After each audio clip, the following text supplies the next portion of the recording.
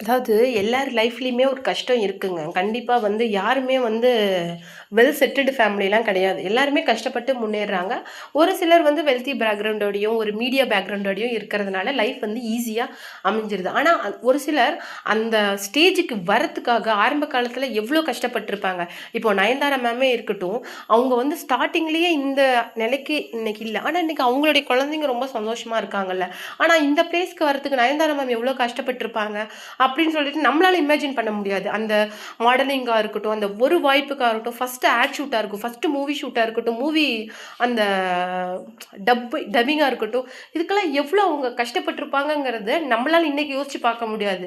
ஆனா கமருதீனோட லைஃப்ல நடந்த விஷயங்கள் எல்லாம் நினைச்சு பார்த்தா இட்ஸ் அன்பிலீவபிள். அதாவது இப்படி கூட ஒரு மனுஷனுக்கு நடக்குமா அப்படிங்கிற அதான் நமக்கு இருக்குது. ஆனா எப்படி இப்படி ஒரு மனுஷனுக்கு இப்படி எப்படி இருக்கிறாரு, இவ்வளோ ஹாப்பியா இவ்வளோ ஒரு எந்துவா ஒரு இருக்காரு அப்படிங்கிறத நம்மளால இமேஜின் கூட பண்ணி பார்க்க முடியல. அதை விட ஒரு முக்கியமான விஷயம் என்னன்னு சொல்லிட்டு பார்த்தீங்கன்னா, இன்னைக்கு அவர் அவ்வளோ கஷ்டப்பட்டாருல்ல, அதுக்கு ஒரு பிரதிபலனா அதுக்கு ஒரு அந்த இதாக தான் இன்னைக்கு அவருக்கு அந்த கிடைச்ச அந்த ஃபேன்ஸாக இருக்கட்டும், லவ்வாக இருக்கட்டும், சப்போர்ட்டாக இருக்கட்டும், இல்லை அவருக்கு கிடைச்ச அந்த மூவி சான்ஸ், அப்புறம் நெக்ஸ்ட் அவர் லைஃபுக்கு அந்த குட் ப்ராக்ரஸை பார்க்கும்போது ஃபீல் டு பி ஹாப்பி.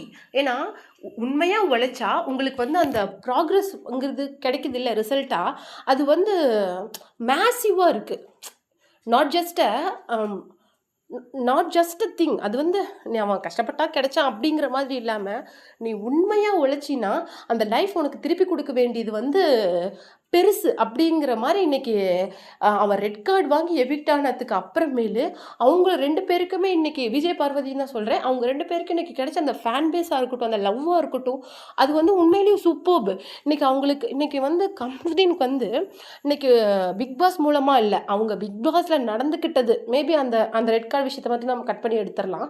அவங்க எந்த அளவுக்கு ட்ரூவாக இருக்கிறது மக்களுக்கு பிடிச்சிருந்துச்சுன்னா, அவங்களுக்கு இன்னைக்கு ஒரு ஃபேன் பேஸாக இருக்கட்டும், இன்னைக்கு அவங்களுக்குன்னு ஒரு ஃபேன்ஸு. அதாவது இன்னைக்கு எத்தனை பேர் இன்னைக்கு கமெண்ட்ஸில் love you Kamaruddin, love you பாரு அப்படின்னு சொல்லிட்டு சொல்கிறாங்க. அவங்களாம் ட்ரூவாக சொல்கிறாங்கங்க. இன்னைக்கு கமருதீன் கிட்ட ஃபேன்ஸ் கேட்குற அந்த ஒரு விஷயம் என்ன தெரியுமா? விஜய் பார்வதி விட்டுறாதீங்க, எல்லாரும் சொல்கிற மாதிரி கண்டென்ட்டுக்காக யூஸ் பண்ணிக்காதீங்க, அவங்க ரொம்ப நல்லவங்க, அந்த மாதிரி சொல்கிறாங்க. அப்படின்னா அதை அவர் உண்மையிலேயே பர்சனலாக எடுத்துக்கிட்டா இன்னைக்கு அவங்க 2 பேரும் இன்னைக்கு ஒட்டுக்கா இருக்காங்க. அதுக்கு ஃபார் எக்ஸாம்பிள் அவர் சொன்ன அந்த ஒரு விஷயம் என்னன்னா, வைபித் பாருல அப்படிங்கிற விஜய் பார்வதியோட யூடியூப் சேனலில் ஒரு விஷயம் சொல்லியிருப்பாரு. இப்போ இங்கேருந்து இப்படி வெளியில் போனால் அப்படியே அதை கட் பண்ணி விட்டுருங்க அப்படின்னு சொல்லிட்டு அந்த ரெட் கார்டு எவிக்ஷன் அப்போ நம்ம திவ்யா கணேஷ் கமருதீன் கிட்ட சொல்லியிருப்பாங்க. அதுக்கு ஒரு பதில் என்ன சொல்லியிருப்பாங்கன்னா, அப்படி சொன்னவங்க கூடயே இன்றைக்கி நான் டச்சில் இல்லை அப்படின்னு சொல்லிட்டு சொல்லியிருப்பாங்க. அதுக்கு என்ன அர்த்தம் அப்படின்னா, எல்லாத்தோட எனக்கு நீ தான் முக்கியம் அப்படிங்கிற மாதிரி ஒரு அர்த்தம். அதுதான் முக்கியம், அதுதான் அர்த்தம். அப்புறம் அவங்க பேச பேச கமருதீன் பேச பேச நம்ம விஜய் பார்வதி பிளஷிங்காக ஃபீல் பண்ணனாலும் இன்னொரு விஷயம் பாருங்கள், நல்லா நோட் பண்ணி பாருங்கள், கலாட்டா ஃபேன்ஸ் மீட்லையாக இருக்கட்டும், இல்லை அவங்களுடைய யூடியூப் சேனல் அந்த இன்டர்வியூலாக இருக்கட்டும், ஒரு இடத்துல கூட அவங்க ஒரு கண்டஸ்டன்ஸை பற்றி கூட, சாண்ட்ராவாக இருக்கட்டும், கனியாக இருக்கட்டும், இல்லை நம்ம திவ்யா கணேஷாக இருக்கட்டும், கனிலாம் ஃபேக் ஃபெமினிஸ்ட்டு, கிடைச்ச வாய்ப்புலலாம் இன்டர்வியூன்னு வந்தால் விஜய் பார்வதியை கிழிச்சி எடுக்கிறது தான் நம்ம கனியோட முதன்மை குறிக்கோள் அப்படிங்கிற மாதிரி ஒரு ஒரு இடத்துலையும் கிடைச்ச இடத்துலலாம் பார்வதியை போட்டு தாக்கிக்கிட்டே இருந்திருப்பாங்க. ஆனால் ரொம்ப டீசெண்ட்டுங்க. மேபி எல்லாரும் சொல்கிறாங்க, பார்வதி என்ன அப்படி என்ன பண்ணிட்டாங்கன்னு சொல்லிட்டு விஜய் பார்வதின்னு வீடியோ போடுறீங்க அப்படின்னு சொல்லிட்டு சொல்கிறாங்க. ஏங்க இப்படி தான் ஒருத்தருக்கும் நெகட்டிவ் சைடு இருக்குது. எல்லாருமே ஈவன் சூப்பர் ஸ்டாருக்குமே நெகட்டிவ் சைடு இருக்குது. ஆரம்ப காலகட்டத்தில் அந்த அந்த விஷயங்களை நம்மளால் அது பார்க்க முடியாது. சினி ஃபீல்டுக்கு வந்தபோது அவங்க எப்படி வேணாலும் இருந்திருக்கலாம், அது தேவையில்லை. ஆனால் ஒரு 3 மந்த்ஸ் உங்கள் ஒரிஜினாலிட்டி வெளிப்படுதில்ல. அதாவது எப்படின்னா, ஒரு இடத்துல நீங்கள் இருக்கிறீங்க, உங்ககிட்ட உங்களை சுற்றி எந்த சோஷியல் மீடியாவும் கிடையாது, உங்ககிட்ட ஃபோன் கிடையாது, எதுவுமே கிடையாது. நீ என்ன தான் பண்ணினாலும் உன்னால் 3 மாதம் நடிக்க முடியாது, 3 நாள் நடிக்கலாம், 1 வாரம் நடிக்கலாம், 10 நாள் நடிக்கலாம். ஆனால் அதுக்கப்புறம் உன்னுடைய ஒரிஜினாலிட்டி வெளிப்பட்டுரும். அதே ஒரிஜினாலிட்டி தான் விஜய் பார்வதி கிட்ட வெளிப்பட்டுச்சு. அந்த கேப்டன்சி டாஸ்கில் கூட அவங்க தன்னுடைய கண்ட்ரோலை லூஸ் பண்ணிட்டு தான் கமருதீன் கிட்ட அந்த ஃபைட் பண்ணியிருப்பாங்க. அவன் அவன் என் ஆள், அவனை நான் லவ் பண்ணுறேன், அவன் என்னுடையவன், அதனால அவன் எனக்கு சப்போர்ட் பண்ணுவான் அப்படிங்கிற ஒரு பிளைண்ட் ஃபோல்டாக அந்த விஷயத்தை நம்பிட்டாங்க அவங்க. ஏன்னா அப்போ அப்போ அப்போ என்ன அர்த்தம், எப்போவோ பார்வதி தன்னுடைய கேமை லூஸ் பண்ணி கமருதீன் மேலே லவ்வில் விழுந்துட்டாங்க அப்படின்னு சொல்லிட்டு அர்த்தம். அப்போ கூட கமருதீன் கான்ஷியஸாக தான் இருந்திருக்கிறாரு. ஆனால் எப்போவோ விஜய் பார்வதி தன்னோட கேமை லூஸ் பண்ணிட்டாங்க அப்படிங்கிறத அதுவே ஒரு பெஸ்ட் எக்ஸாம்பிள். ஆனால் இன்னைக்கு எஃப்ஜே இருக்கார்ல, எஃப்ஜே வந்து நம்ம கமருதீன் கூட சுற்றிட்டு இருக்கிறாரு. அதை பார்க்கும்போது தான் உண்மையிலேயே ஆச்சரியமாக இருக்குது. எஃப்ஜேலாம் கமருதீனை பற்றியே கேவலமாக இன்டர்வியூஸில் பேசியிருக்காரு. அதுவும் விஜய் பார்வதினா அவெல்லாம் அதெல்லாம் ஒரு பொண்ணுன்னு சொல்கிறதுக்கே எனக்கு அசிங்கமாக இருக்குது. ஏன்னா ஒரு கண்டென்ட்டுக்காக ஒரு பையனோட லைஃபையே காலி பண்ணுறதுக்கு கூட அவள் தயங்க மாட்டான். அந்த மாதிரிலாம் நிறைய சொல்லிட்டு இன்றைக்கி அதே கமருதீன் கூட விஜய் பார்வதி கூட திரியறதுக்கு அவங்களுக்குலாம் அசிங்கமாக இருக்குமா என்னன்னு தெரியல. இன்னொரு விஷயம் என்னென்னா, லைஃப்பில் வந்து கமருதீன் வந்து நிறைய விஷயங்களை அனுபவிச்சிருக்கிறாரு. மெயினாக அவங்க அம்மா இறந்தது வந்து கமருதீனோட தாங்கிக்கவே முடியல அப்படின்னு சொல்லிட்டு கமருதீனோட அக்காவே இன்டர்வியூவில் சொல்லியிருக்காங்க. அவனை வந்து அதுலேருந்து நாங்கள் ரெக்கவர் பண்ணி வெளியில் கொண்டுட்டு வரதுக்கு நாங்கள் ரொம்ப கஷ்டப்பட்டோம். ஏன்னா ரொம்ப உடஞ்சிட்டான். ஆனால் அதை விட அதுக்கப்புறம் அவன் லைஃப் நல்லாயிருக்கும் இந்த சினி ஃபீல்டுக்கு வந்த அப்புறமேலு.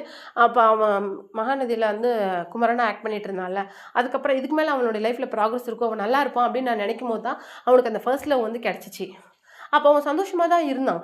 அந்த குமரன் கேரக்டர் நடிக்கும்போது கங்காவாக ஃபஸ்ட்டு ஒருத்தர் நடித்தாங்கல்ல, அந்த பிரதீபா அப்படிங்கிறவங்க தான் நம்ம கமருதீனோட ஃபர்ஸ்ட் லவ். அந்த ஃபர்ஸ்ட் லவ் வந்து பிரேக் ஆச்சுல ஒரு இடத்துல. அதனால தான் கமருதீன் தன்னையே லூஸ் பண்ணிட்டான்.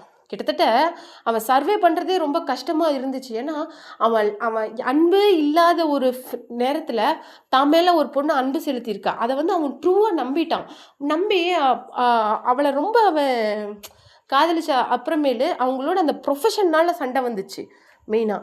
அதுதான் அவனால் தாங்கிக்கவே முடியல. அதுக்கப்புறமேல அந்த லவ் பிரேக்கப்லேருந்து அவன் வெளியில் வரதுக்கே ரொம்ப கஷ்டப்பட்டான். அப்புறம் அதுலேருந்து வந்து தான் இன்றைக்கி அவன் சந்தோஷமாக இருக்கிறத பார்க்குறதுக்கு எனக்கு ரொம்ப சந்தோஷமாக இருக்குது அப்படின்னு சொல்லிட்டு கமருதீன் வந்து சொல்லுறாங்க. ஏன்னா கமருதீனோட அக்கா கிட்ட எல்லாரும் சொல்கிறது என்னன்னு சொல்லிட்டு பார்த்தீங்கன்னா, ஏன்னா கமருதீனை பற்றி நம்ம திவ்யா கணேஷ் ஒரு வார்த்தை சொல்லியிருக்காங்க. அவன் வந்து ரொம்ப ரொம்ப நல்ல பையன், அவன் இருக்கிற பிளேஸே அவன் ஹாப்பியாக வச்சுருப்பான் அப்படின்னு சொல்லியிருக்காங்க. அவன் அந்த மாதிரி அவன் தன்னுடைய லைஃப்பை மாற்றிருக்கிறான். அது வந்து எனக்கு ரொம்ப சந்தோஷமாக இருக்குது அப்படின்னு சொல்லியிருப்பாங்க. ஏன்னா கமருதீன் வந்து ஒரு பீஸ்ஃபுல்லான காய். ஏன்னா அவர் உட்காந்துட்டு இருந்தால் அந்த பிளேஸும் ஹாப்பியாக வச்சுப்பார். ஆனால் விஜய் பார்வதி வந்து அப்படி கிடையாது. தப்புன்னா தப்பு, வரியா சிங்கிள்ஸ் வச்சுக்கலாம் அந்த மாதிரி ஒரு பர்சன். ஆனால் வாட் எவர் ஒரு பர்சன் அந்த மாதிரி ரகடாக இருந்தாலும் கமருதீன்னு சொல்லிட்டு வரும்போது அவங்க வந்து ரொம்ப சேஃபாகவும் அவங்க வைப் வித் பார்வில் சொன்னாங்கல்ல, பெண் தன்மையோடு ஃபீல் பண்ணுறாங்களாம். அந்த மாதிரி ரொம்ப சூப்பராக இருந்துச்சு. அதே மாதிரி அவங்க அந்த பாரு ஸ்பேஸ் கமரு ஸ்பேஸ்ன்னு சொல்லிட்டு ட்விட்டரில் ஒரு லைவ் நடத்துனாங்கல்ல, அதில் கிடைச்ச ரெஸ்பான்ஸ் இட்ஸ் அன்பிலீவபிள். ஏன்னா ஒரு புது அக்கௌண்ட்டை ஓப்பன் பண்ணி கொஞ்ச நேரத்துலேயே 50,000 அந்த லைவ் பீப்புள் கூட லைவ் பண்ணுறது it's not just a joke. Okay, ஆனால் அது அவங்க பண்ணி காட்டியிருக்காங்க. ஏன்னா அவங்களுடைய பழைய அக்கௌண்ட் வந்து பாஸ்வேர்டு மறந்துட்டாங்க. ஸோ வந்து புது அக்கௌண்ட்டை அவங்க ஓப்பன் பண்ணி அதில் நிறைய நம்ம பார்வதியோட அந்த லவர்ஸ் இருக்காங்கல்ல, அவங்களுக்கு லவ் கொடுக்குற நிறைய பீப்புள்ஸ் வந்து அவங்களுக்கு வந்து சப்போர்ட் பண்ணியிருக்காங்க. அது மட்டும் கிடையாதுங்க, நம்ம சாண்ட்ராவோட ட்வின் டாட்டர்ஸ் இருக்காங்களா, அவங்களே வந்து ஃப்ரீசி டெஸ்கில் உள்ளே வரும்போது எங்கள் விஜய் பார்வதி ஆண்டி அப்படின்னு சொல்லிட்டு கேட்டாங்க. ஸோ அப்போவே நம்மளால் அதை புரிஞ்சுக்க முடியுது. அவங்க மேலே அந்த குழந்தைங்க எந்த அளவுக்கு ட்ரூவான லவ் வச்சுருக்குந்தா சபரிக்கிட்ட போய் அவங்க ஃபைட் பண்ணுவாங்க.